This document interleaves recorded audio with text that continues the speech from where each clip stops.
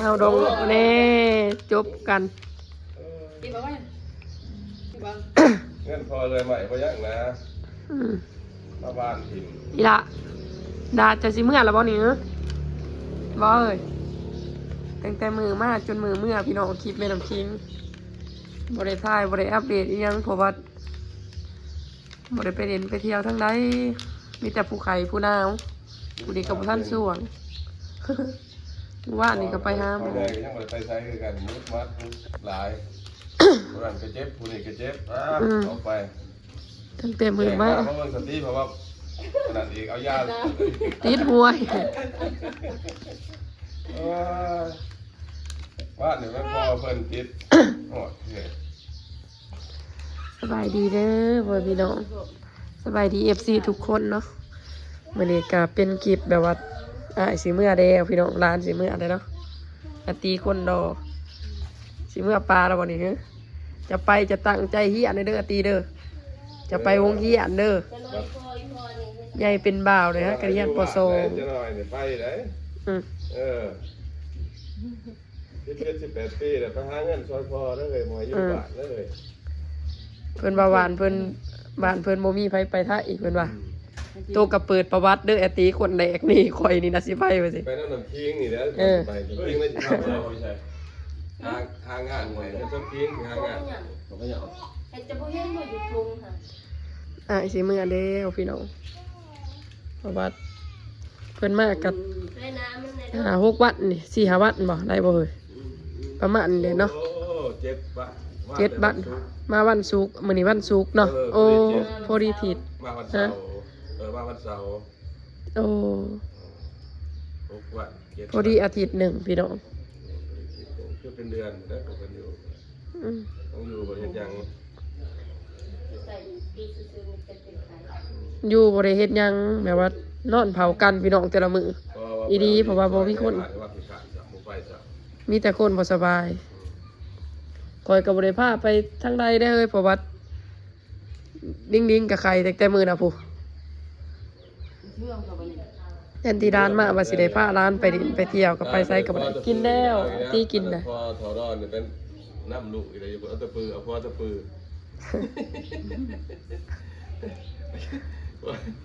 ใช่แค่ใส่อีลาดิ้งเด็กเก่าพุ่มให้ในหัน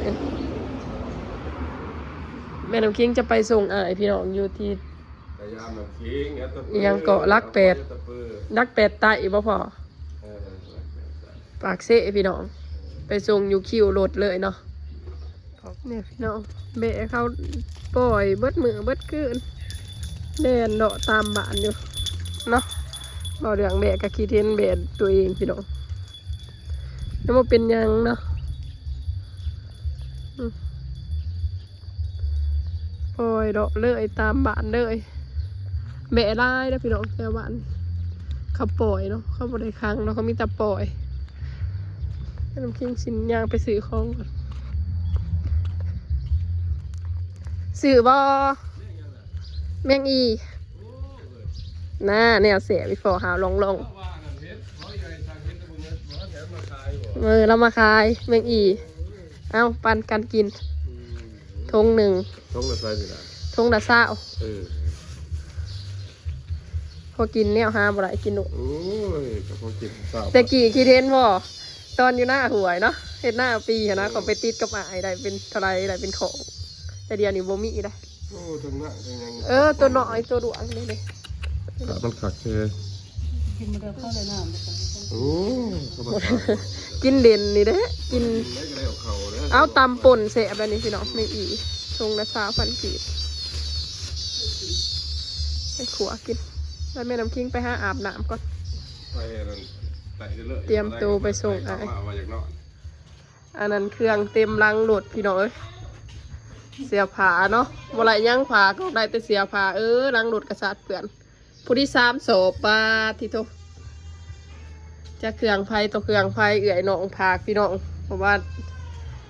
มาย่ำนี่กับบ่มียังผาคือกันเด้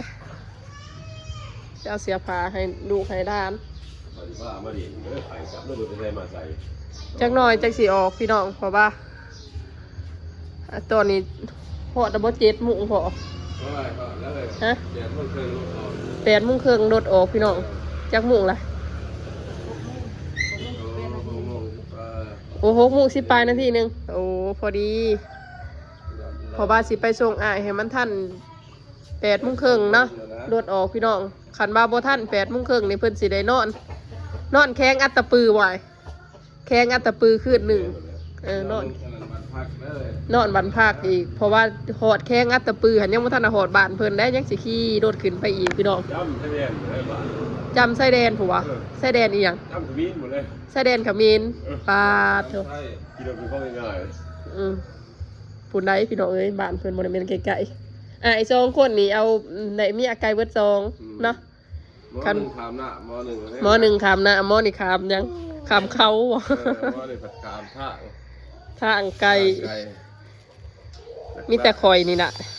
อยู่ไกลพี่น้องเอ้ยคันบ่จำเป็นอีหลีเราก็บ่ได้มาพอกันดอกแบบว่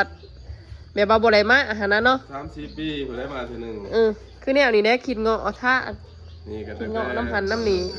เย็นนี่คือแต่นั่นส่วนแต่เย็นนี่คือแต่ทั้งบ่ได้เฮ็ดบุญบ่ได้มานะ บ่ได้มาซ้ำเฮ็ดบุญนะกันล่ะ จบ4 ปีแล้วเย็น 4 ปี 5 ปีน่ะฮะ เมเชียทุกปีเลย เสียกับมาทีหนึ่งแต่ว่า มาเทื่อนึงโอ้อีเมเซียก็5 ปี6 ปีแล้วเนาะ แล้ว2012 อันนี้2026 6-7 ปี พี่น้องเอ้ย3สิได้มาพอกันปัญญาน้ำทางนี่แหละนี่สิเมื่อก็ยังกินเงาะอันนี้จริงๆไอ้นั่งรถเที่ยวกันได้อยู่ดอกพี่น้องไปหอดรัก8 ไต่เนาะแต่ว่ามันก็สิสะหันเนี่ยสะเวลาเพื่อมันสิบ่ทันรถทันร่างอยากสิร้านกับใครอยากไปส่งให้มัน ยาอีกอะนะ มอไกลๆทุกยาทุก นี่เด้ เอาเด้ มาหากับบ่ได้ยังได้ยาเมื่อกับเสียผ้าเมื่อแค่นั้น ดีบางทีงอยอยู่พี่น้องเอ้ย ไปเที่ยวอยู่อันนั้นคลินิก2 เทื่อ ไปเที่ยวคิวคลินิก2 เทื่อเฮ้ย เที่ยวอันนั้นไหนเที่ยวอันนั้น ข่อยจับบ่เลยล่ะได้เอ้ย ว่าจะไปปรับมันกินยาบ่เลยมันก็เลิก ปั๊มกินยามื้อนั้นน่ะยาเด้อเอ้ยบ่ไก่ก็เลยเพิ่นไข้เด้พี่น้องเพิ่นบ่กินยามันกินก็เลยคุก ให้ลูกนะมันมีแห้งขืนน้ำยามีแห้งคือยาเขาเองมันน่ะ เมื่อไอ้พอจัดการอะไรนี่ โอ้ยส่งลายก็บ่ได้เด็กน้อยบ่แก่แค่ เป็นเดือน ยาวิตามินแมนยูสิไปใส่อันนี้ มันกินก็กินมันบ่กิน ผู้นี้คือกันพี่น้องผู้นี้กับงอยอยู่ในบางทีปกติเพิ่นก็ซื้อนั่นนี่ได้เอ้ยเนี่ยเพิ่นเจ็บตาผมนั่นนี่ดังหน้าแปรงฟันได้ยังมีอันนี้อยู่อีดะได้ละไปเบิ่งแน่โอ้ยบางทีผู้นี้ก็ตั้งแต่มื้ออื่นน้องมาก็ขายนี่ผู้นี้นี่ยานอยู่นี่ยานอยู่งอยอยู่ผู้นี้กันนะนี่ ท่านได้ไปหาหมูมันหาหมูมันหา ก็อย่าอยู่มันกายเลยยังมัน เนาะ กายเลย อย่ามันแบบว่าติดกันนะพี่น้องตีดอกไปห้องหมอกับมีแต่เล็กน้อยเต็มอยู่พยาธิมาใหม่นะพยาธิเล็กน้อยหลายเดียวนี่ครับว่ะ พยานแม่แต่แล้วว่าเขาขึ้นมา จักหน่อยพี่น้องสิไปเนาะ ว่าอุ่นแรง ตอนนี้6 โมงปลายใส่ไปหอดถูกซับประมาณ7 ปลายนี่แหละพี่น้อง8 โมงให้อายเพิ่นนั่งทารถเนาะ ว่าก็มี ไปเผื่อๆไว้จนว่ามันสิบ่ทันรถทันดากนะทันรถแล้วก็ลำบากอาย ว่าเอ้ยเราอุ่นเต็มมากแล้ว อีต้นนานไปนอนไปเศร้าบ้านพักอีก3 สิฮอดบ้านเนาะเสียเงินไปอีก2 ลบ 3 ลบพี่น้อง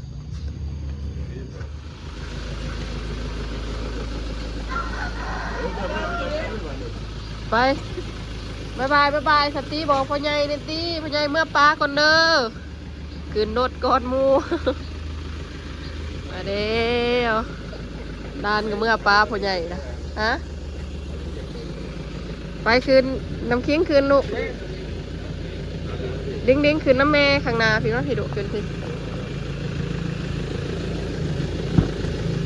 ฮะคืนเจ้ากับโบวิเหียวิเหะพี่น้องเอ้ยปุ๊เอาโบกิน2-3 บัตรนะไปเด้อบาทนี้เมื่อปลาเด้ออัดประตูเด้อเปิดกระจกโลกโมไร ไปเด้อสิเมื่อเด้อบัดนี้เด้อโอ้ยพูดหน่อยพูดอีตัวตราทางไกลได้พี่น้องเอ้ย3-4 หอดบาทเนาะน้ำคิกเนี่ยสิไปเป็นหมูอาตีบ่พี่ ลูกสาวกันบ่ม่วนอีกแล้วผู้ใหญ่กันนะไปพี่น้อง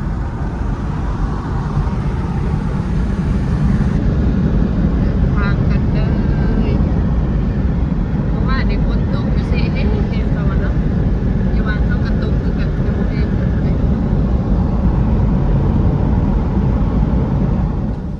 ฮะตอนนี้แม่ใส่น้ำมันพี่น้องเราไปใส่5 เซนลิตรเท่าไรลิตร35 บาท36,000พี่น้อง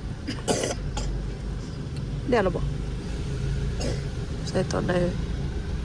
ขึ้นอยู่ เห็นจะขีด5 เซนสินขีด1นะตลาดปลายเก็บซองละรู้จักจังเต็มทางตอนเสร็จแล้วพี่น้องมาใส่ยุนผักสีแล้วแบบเดียว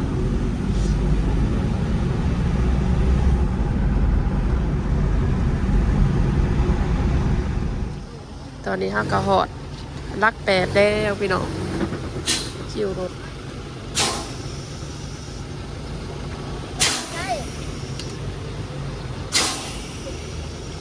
นี่ได้คิวรถนครหลวงปากเสสนามไส้อัตตปือ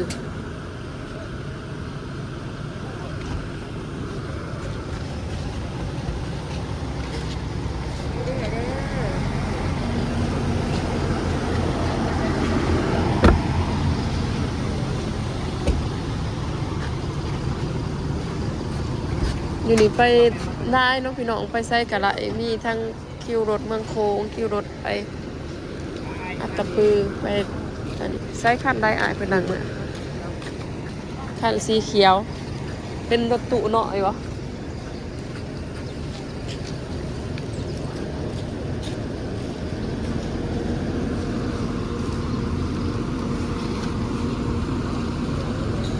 อ่ะ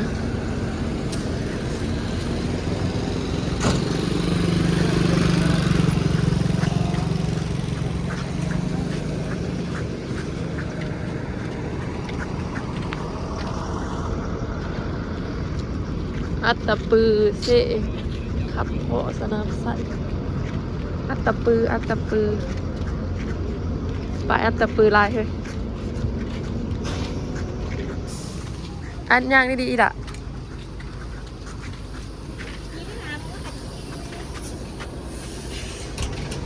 นี่เหรอเพิ่นโดดเพิ่นออกจากหมู่8:30พอดโอ้ยยังจะเป็นชั่วโมงบ่ถ้ากะ7 โมงติบ่7 โมงกันแล้วมาพี่ก่อนถ้าหนอซื้อของมาซื้อบักใหม่บ่ไอ้ตีล่ะที่อยู่ไหน พูดชาจะไปขึ้นโดดใบโอ้มากิน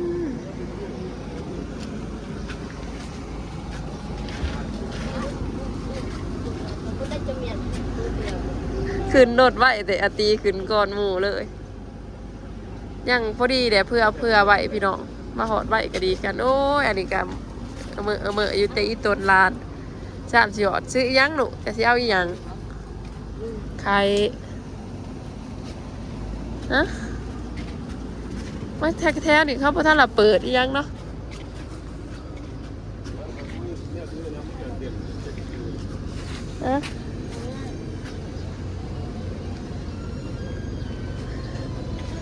มีแต่เสือผ้า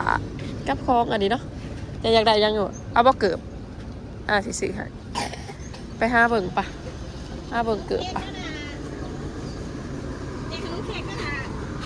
กระปาดกับนี่ขนมเค้กเคยนี่ขนม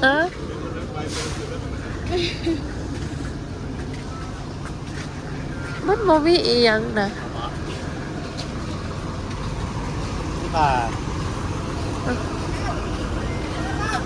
เพราะว่าถ้าเราเปิดค่ะบอกมันเป็นเสาหุ่นมีแต่พวกกระเป๋าเนาะมาพี่ดาติ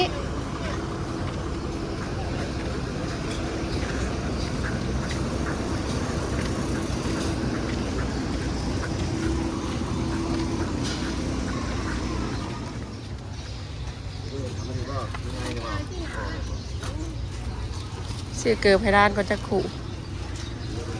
ดีเลยล่ะมันใหญ่โผดป่ะ เป็นไงเนี่ย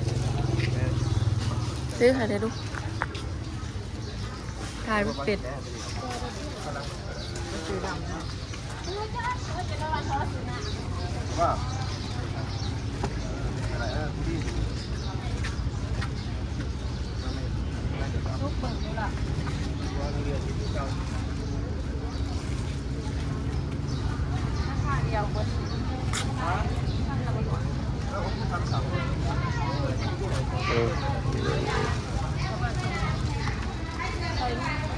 มาหมักตลาดบ่อนะ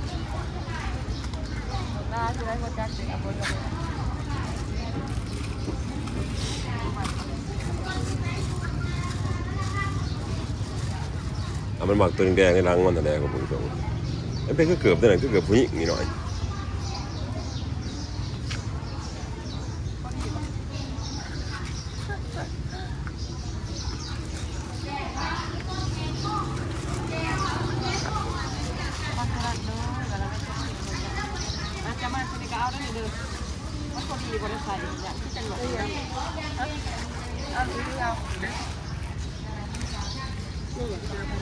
หาซิไปว่า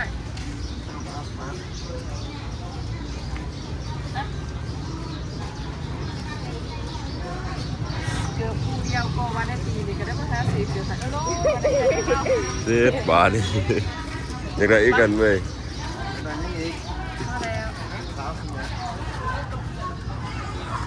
ไปดู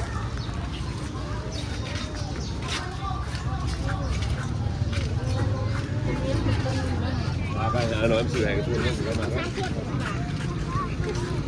ได้ผู้ใดย่างผู้ใดอันนั้นสร้างหน่อยสาวเลยอีหล่าเด้อปลาดุป้าไปทายยุโรปปะไปเอาเกือบซะอายนั่นจะสิเอาอีหยังแหละผู้เด็กผู้หน่อยดุโมมีหมักใหม่หมักโตเขาบ่ได้ขายท่านน่ะขายเนาะเขาบ่ทันเปิดพี่ดุพี่ติเม่นบอกขั้นใดฮะอย่าลงรถเลย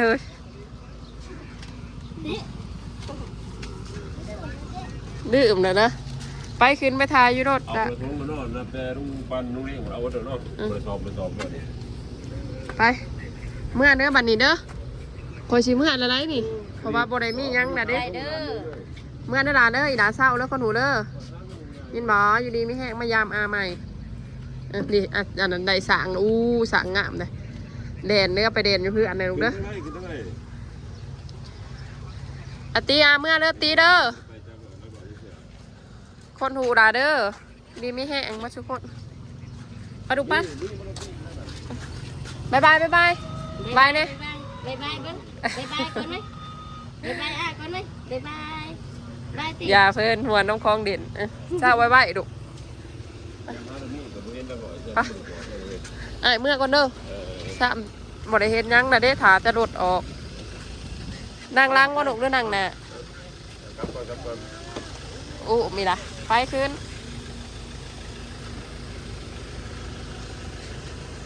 รถอัตตปือพี่น้องตะลุดเขียวอัตตปือเสกงเนาะมีครบปะเมื่อเด้วพี่น้องเนาะเดินทางกลับกันแล้วเพราะอ้ายก็ขึ้นรถ8:30พี่น้องย่างอีกประมาณ40 ปลายนาทีนี่แหละนะตอนนี้7:30พี่น้อง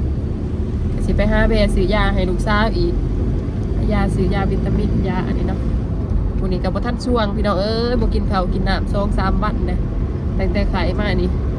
นุ่มยังบ่กินเนาะข้าวบ่กินก็กินนุ่มใครนะเฮ้ยสงสัยสิออกนุ่มเลยบ่จักนี่นะเพิ่นบ่แตะเลยนะเอาบ่นุ่มนี่สายหัวข้าวบ่กินนุ่มบ่กินตั้งแต่มื้อขายพี่น้องอ่ะก็สิได้ขอตัวลา FC ใบแพงสำนีเด้อพี่น้องไปบ๊ายบายปลาลูกเนี่ยบาย